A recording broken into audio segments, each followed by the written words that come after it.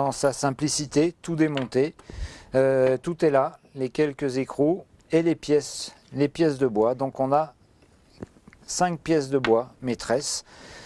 On a la pièce basse, qui fait vraiment c'est la colonne vertébrale de l'Elephant Box. On a donc le percuteur, un ressort, une tige filetée, un usinage au bout simple fait à la lime scie à métaux pour faire un percuteur qui vient se loger ici.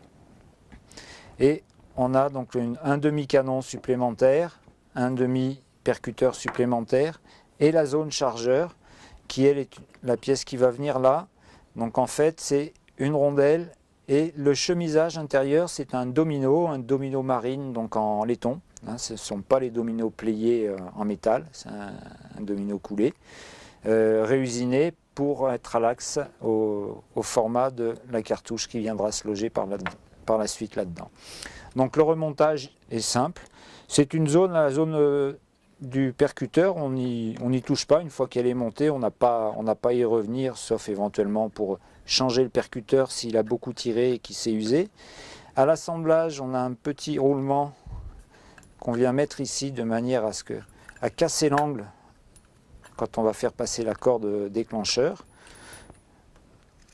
Donc 4 rondelles et 4 écrous-bornes pour fermer la zone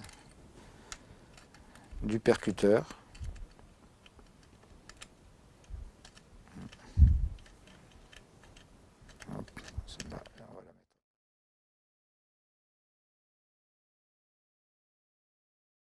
Voilà, la partie haute du canon, on a un joint donc en carton, c'est un carton tout simple, 1 mm d'épaisseur, c'est les dos de cahier, de manière à être sûr d'avoir une bonne étanchéité sur les deux plans, ne pas perdre de la puissance au moment de l'explosion, ne pas perdre d'énergie.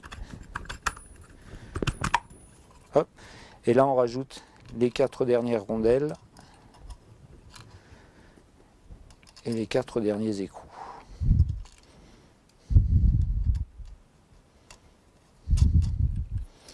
Alors les tiges filetées, les grands boulons qui traversent, c'est de la tige filetée, coupée, matée matée au bout pour pas qu'elle tourne.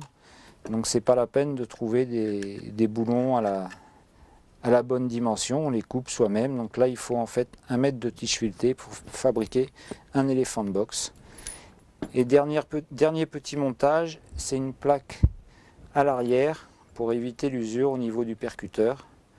Donc c'est là qu'entre en jeu le tournevis cruciforme de manière à fixer cette petite plaque.